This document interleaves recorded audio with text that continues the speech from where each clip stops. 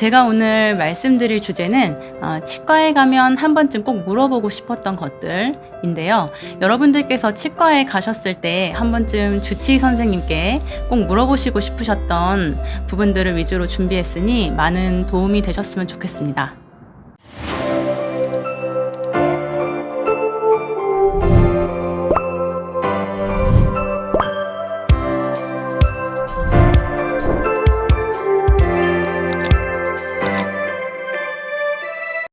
안녕하세요. 저는 인제대학교 상계백병원 치과 최혜란입니다.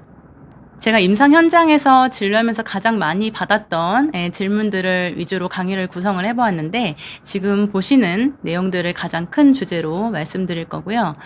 실제로 환자분들께서 진료 중이나 진료 후에 저에게 질문 주시는 것들인데, 시간이 항상 부족해서 길게 말씀드리지 못했던 이야기를 좀 드릴 거고요. 가장 많이 받는 질문은 임플란트 한 번 하면 영구적인가요? 하는 것입니다. 임플란트가 처음 만들어졌을 때는 임플란트가 뼈에 잘 붙어서 음식을 잘 씹어서 드실 수 있는 것만 만족하면 되었기 때문에 입안에서 생존해 있는 자체에만 관심을 많이 가졌었습니다. 그래서 서바이벌, 즉 생존이란 용어를 많이 썼는데요. 요즘에는 생존뿐 아니라 성공적인 임플란트를 하는 것을 목표로 하고 있어서 석세스, 성공이란 용어를 많이 쓰고 있습니다. 그러면 생존과 성공의 차이는 무엇일까요? 생존이라고 하면 단지 그 임플란트가 뼈에 잘 붙어서 기능적으로 씹어먹을 수 있는 상태라고만 한다면, 성공적인 임플란트는 기능적인 측면뿐만이 아니고 어떤 염증이나 아무런 불편감 등의 문제가 없고, 또 사용하는 사람의 만족감까지, 즉 심리적인 부분까지 포함될 수 있습니다. 즉 모든 측면에 문제가 생기지 않는 상태를 성공이라고 할 수 있겠습니다. 임플란트에는 여러 가지 합병증이 생길 수 있습니다. 즉 첫 질문에 대한 답을 제가 미리 드리자면, 유지 관리가 안 되면 임플란트는 영구적이 아니라는 것이죠. 기본적으로 염증에 의한 생물학적 합병증에는 두 가지, 임플란트 주위 점막염, 임플란트 주위염, 이렇게 두 가지가 있습니다. 즉 염증에 의해서 임플란트를 잡아주고 있는 주변 뼈인 치조골이 녹아서 생기는 합병증이 있을 수 있고요. 또 한 가지는 보철적인 합병증입니다. 여기서 보철이라고 하면 임플란트, 이 티타늄 금속 심지를 이제 고정체라고 하는데요. 그 위에 연결되는, 저희가 치아를 대신해주는 인공치아 부분을 전체적으로 말하는 것입니다.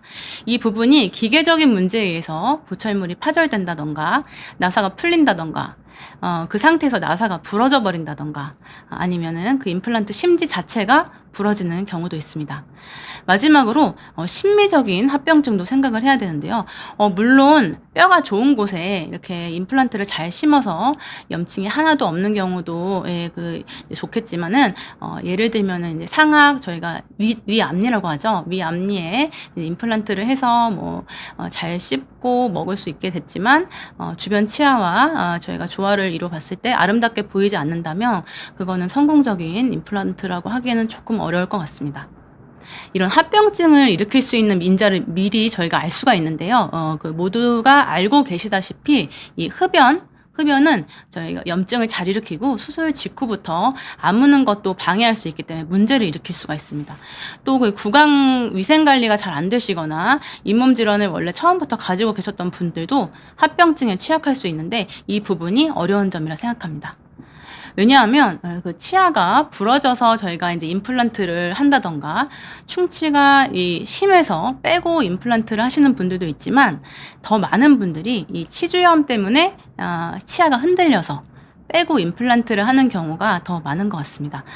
그래서 그 임플란트를 하는 경우에서 이제 치주 질환을 이미 가지고 계시다는 것이죠. 그래서 이 치주 질환 자체가 위험 요인이라는 것이 좀 어려운 점인 것 같습니다. 그리고 이제 전신 질환을 가지고 계신 분들, 예를 들어 당뇨가 있다, 이런 분들은 염증에 다른 분들보다 취약하세요. 그래서 이 임플란트 주변에 탄력 있는 잇몸이 부족하다던가, 그리고 이를 꽉 무는 습관, 그리고 씹는 힘이 원체 세신 분들도 합병증에 잘 노출이 됩니다. 다음, 골다공증 약을 먹는데 임플란트 수술이 가능한가요? 질문입니다. 악골괴사증 한 번쯤 들어보셨을 텐데요. 현 시점에서 이제 활발히 연구가 진행되고 있고 실제로 제가 경험상 예전보다 위험성을 미리 알고 오셔서 질문을 많이 해주고 계십니다. 실제로 이제 진료 현장에서 이것을 어떻게 적용해야 하는지는 좀 완전히 다른 문제인데요. 골다공증약을 먹는 환자분께서 오셨을 때 이제 어떻게 치료해야 하는지는 아직도 이제 의견이 분분한 부분이 있어서 오늘은 심화적으로 들어가기보다는 권고된 진료 지침을 기반으로 말씀드리겠습니다. 먼저 악골괴사증이 무엇인지 정의를 말씀드리겠습니다. 여기서 포인트는 현재뿐만이 아니고 이전에도 골다공증 약을 먹는 분들도 포함이 된다는 것입니다. 비스포스포네이트 약제는 이제 한 병 드시게 되면은 뼈에 꽤 오래 남아있기 때문에 약을 끊은 지 오래 되셨다고 해도 이게 위험이 완전히 해소되는 것은 아닙니다. 여기서 8주라고 이제 표시를 해둔 이유는 8주라고 하면은 저희가 이제 아간면 부위에서 정상적인 자가 치유가 일어나는 기간인데 그 시간을 의미하는 것이고요. 여기서 이제 뼈가 노출되었다는 것이 중요합니다. 괴사된 뼈가 정의가 아니라는 것이죠. 그래서 암에도 저희가 이제 초기, 중기, 말기가 있듯이 악골괴사증에도 단계가 있는데 뼈가 일단 노출만 되면 저희가 1기로 정의를 합니다. 처음 악골괴사를 이제 일으킨다고 알려진 것이 바로 비스포스포네이트 약인데요. 원래는 산업용 이 화학물질로 개발이 돼서 금속 부식 방지제로 사용됐다고 합니다. 그런데 이제 1800년대 후반에 런던 성냥 공장에서 이 노란색 비스포스포네이트를 사용했던 사람들에게서 이 턱뼈가 괴사되고 치아가 빠지는 증상이 나타나서 이 보시는 바와 같이 퍼시조라고 불리게 되었습니다. 그래서 역학조사를 통해 이제 이를 금지하고 나서야 이런 증상이 사라졌고요. 그러다가 이제 1960년대에 이게 이제 의료 목적으로 다시 사용이 시작되었고요. 1990년대 이제 그 FDA의 머크사의 알렌드로네이트가 골다공증 치료제로 승인이 시작되었습니다. 비스포스포네이트는 이제 뼈를 녹이는 세포의 활동을 저희가 막아주는 약이에요. 그래서 뼈가 덜 녹게 되고 그리고 대신 뼈 속의 무기질이 잘 유지돼서 뼈가 단단해지는 효과가 있습니다. 이 약은 이제 보험 적용이 되는 대표적인 골다공증 치료제로 이제 효과와 가격적인 부분에서 인해서 지금도 이제 치료제의 1차 선택약으로 쓰이고 있는데요. 복용 시 주의사항을 이제 좀 특이합니다. 그래서 흔히 이제 다른 과 진료 보시고 약국에서 약을 이제 받으시게 되면은 위장관계 저희가 자극 때문에 대부분 약이 식후 30분 복용하라고 되어 있지 않습니까? 근데 이 약은 좀 특이하게 아침 공복에 복용해야 되고요. 그리고 식도 자극이 상당해서 복용 후 30분간 눕지 말라고 권고하고 있습니다. 그래서 본인께서 골다공증 약을 만약에 드시는데 나는 무슨 약을 먹는지 모르겠다라고 하시면 치과 원장님께 이런 주의사항을 들었다.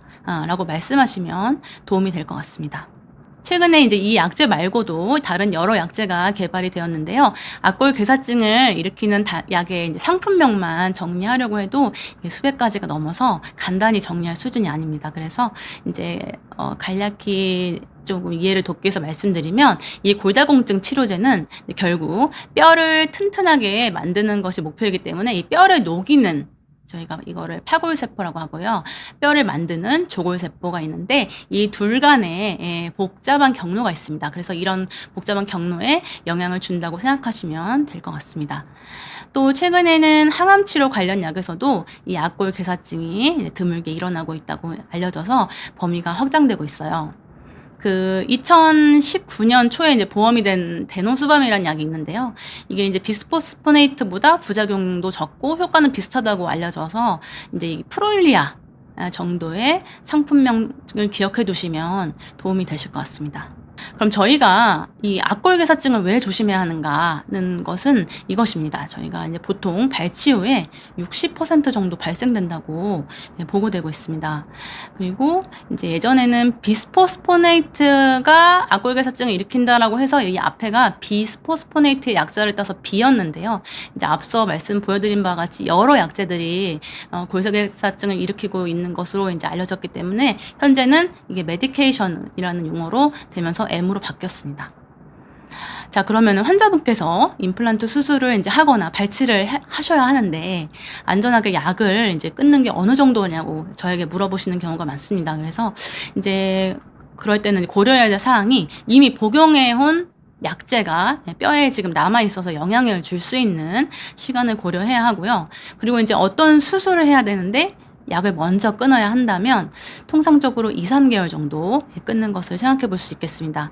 그리고 이뿐만이 아니고 아주 안전하게 간다면 발치와 임플란트를 하게 됐을 때 우리 몸에서는 그쪽에 이제 뼈가 활발히 다시 생겨나게 되는 그 리모델링 작업을 하게 되는데요.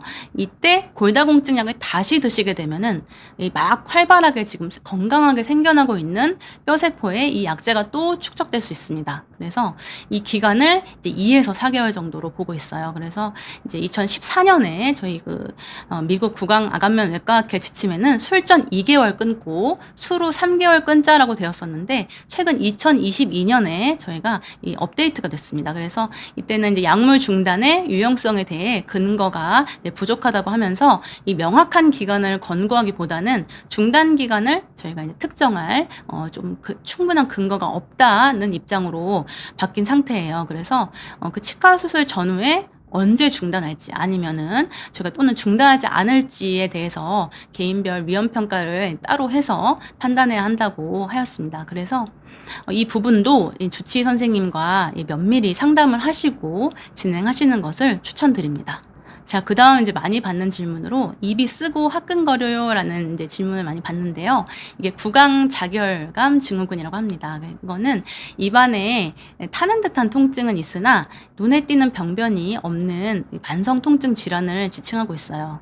주로 남성보다는 폐경기 이후 여성에서 이제 많이 나타나고요. 외래에 오신 분들 중에는 혀끝 통증을 호소하시는 경우가 좀 경험적으로 많았습니다. 원인은 복합적인 경우가 많은데 스트레스, 불안, 우울 등의 심리적인 요인 그리고 항우울제 등의 여러 가지 약물들이 유발한다고 알려져 있고요. 그리고 철분, 아연, 비타민 결핍이 이런 증상을 악화시킬 수 있습니다. 그리고 구강자결 증후군은 흔히 구강 건조증과 동반되는 경우가 많습니다. 그래서 이 호르몬 변화가 침생성을 줄여줘서 입안에 금속 맛을 유발을 해서 쓴맛이 나는 것이죠. 그리고 입안 전체가 타는 듯한 느낌을 유발할 수 있습니다.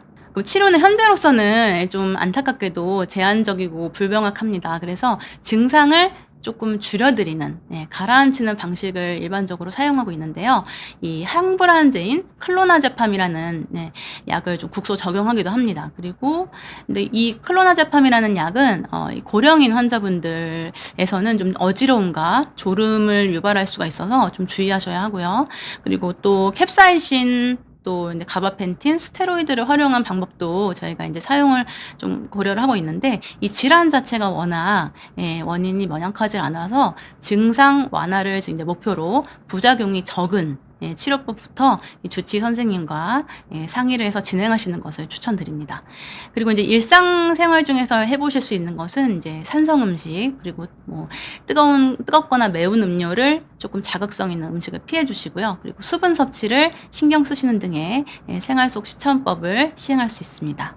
자, 다음으로 환자분들께서 이제 음식물이 자주 끼는데 그냥 메워버리면 안 되나요? 이런 질문을 꽤 많이 주세요. 그래서 이 질문에 대해서 정리를 좀 해봤는데요. 여기에 대한 답은 음식물이 자주 끼인다고 해서 바로 메우는 것은 좋은 방법이 아니라는 것입니다. 저희가 이제 이 음식물이 끼는 이 현상을 저희가 식편압입이라고 표현을 하는데요. 이게 이제 경미한 부분에서부터 이제 병적인 부분까지 이게 범위가 아주 다양해서 저희가 이제 충치로 인해서 그 공간이 생긴 경우를 제외하면 보통은 이제 치주 질환 등의 원인으로 해서 이 잇몸이 내려가 버려서 치아 사이가 이제 공간이 넓어졌기 때문인 경우가 많습니다. 아무래도 치아는 저희가 이렇게 머리 부분이 있고 목 부분으로 가면서 가늘어지기 때문에 잇몸이 내려가게 되면 상대적으로 치아 사이 공간이 이렇게 삼각형 모양으로 넓어지게 됩니다.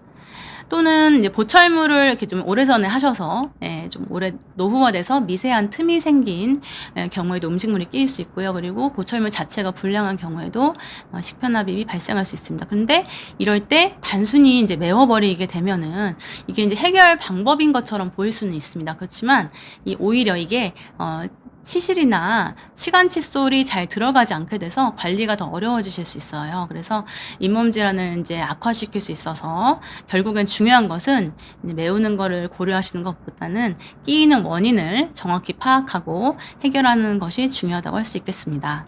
그래서 이제 만약에 음식물이 특정 부분에 좀 심하게 끼이는 부분이 있으시다면 일단 치과에 오셔서 방사선 사진도 좀 찍어 보시고 또 끼임의 원인이 잇몸 문제인지 아니면은 보철물의 문제인지 아니면 교합적인 부분인지에 따라서 이 정밀 진단을 받으셔야 합니다. 그래서 필요하다면 치주치료 또는 보철물 제제작을 고려할 수 있습니다.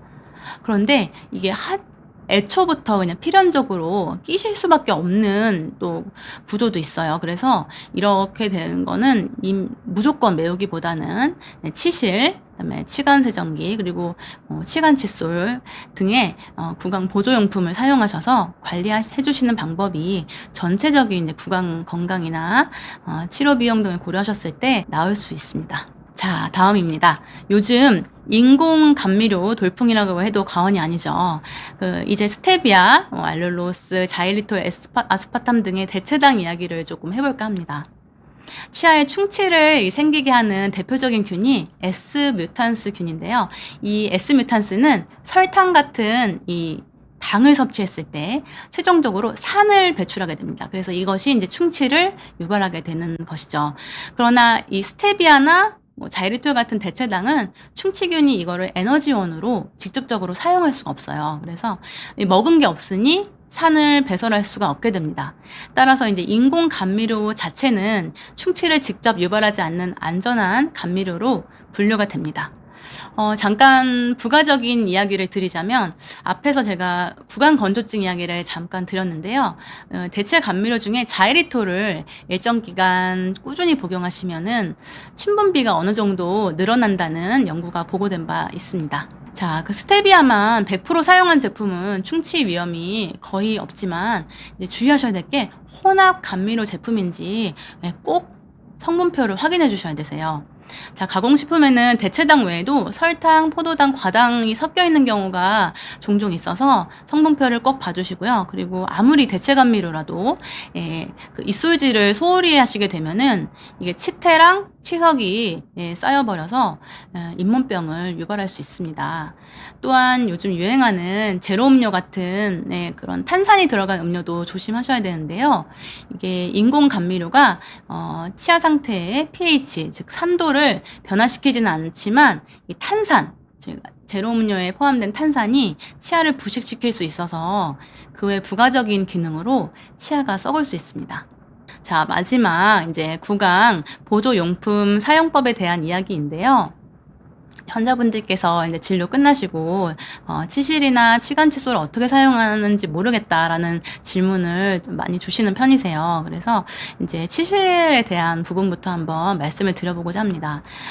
치실은 이게 단순히 치아 사이에 수직으로 넣었다 빼시는 게 아닙니다. 이게 제가 이제 그림을 그려보았는데 이 도식에서처럼 치아 사이에 볼록하게 가운데 솟아있는 잇몸이 있습니다. 이 부분을 치간 유두라고 하는데요. 이 치간 유두를 중심으로 이 앞뒤 치아의 이 면을 닦아주시는 겁니다. 치아가 너무 긴밀해서 이제 치실이 들어가지 않는 경우는 치실을 이렇게 톱질하듯이 슬슬 넣으시면서 닦아주셔야 하고요. 그리고 이게 무리하게 이 치실을 넣으시다가 수직으로 이렇게 치실이 잇몸을 이렇게 찍어 누르면서 잇몸에 상처가 날 수 있으니 꼭 톱질하듯이 넣으셔야 합니다. 또 꼭 잊지 말고 또 닦아주셔야 되는 부위가 있는데요. 마지막 치아의 맨 뒷면입니다. 그래서 이 부위는 칫솔도 거의 닦기가 어려워서 비유를 들어보자면 긴 샤워 타월을 등을 닦는다는 느낌으로 이렇게 치실을 걸어서 문지르듯이 닦아주시면 되겠습니다. 자, 이제 치간 칫솔은 치아 사이의 간격이 좀 더 넓은 경우에 사용하는데요. 이 치간 칫솔은 지름이 가는 것부터 또 굵은 것까지 사이즈가 다양하게 있어요. 그래서 이제 본인의 치간 그 간격, 넓이에 따라 선택하시면 되는데요. 너무 빡빡하게 들어가는 것은 치아 사이가 벌어질 수가 있습니다. 그래서 이제 피하셔야 하고요.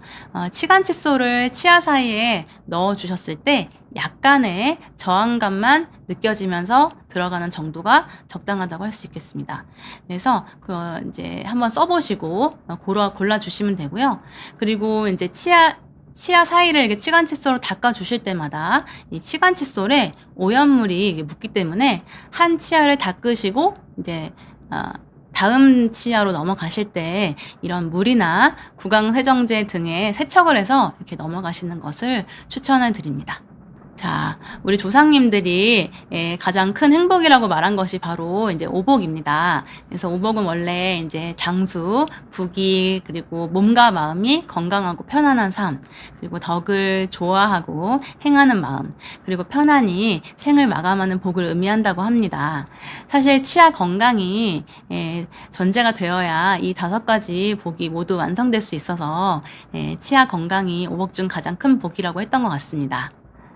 자, 그럼 제가 준비한 강의는 여기까지 하는 걸로 하고요. 오늘 이렇게 뜻깊은 시간을 함께 나눌 수 있어서 너무 감사드립니다. 구독자 여러분들의 구강 건강에 오늘 시간이 도움이 되셨으면 좋겠습니다. 또 기회가 된다면 흥미롭고 재밌는 주제로 또 찾아뵙도록 하겠습니다. 네, 감사합니다.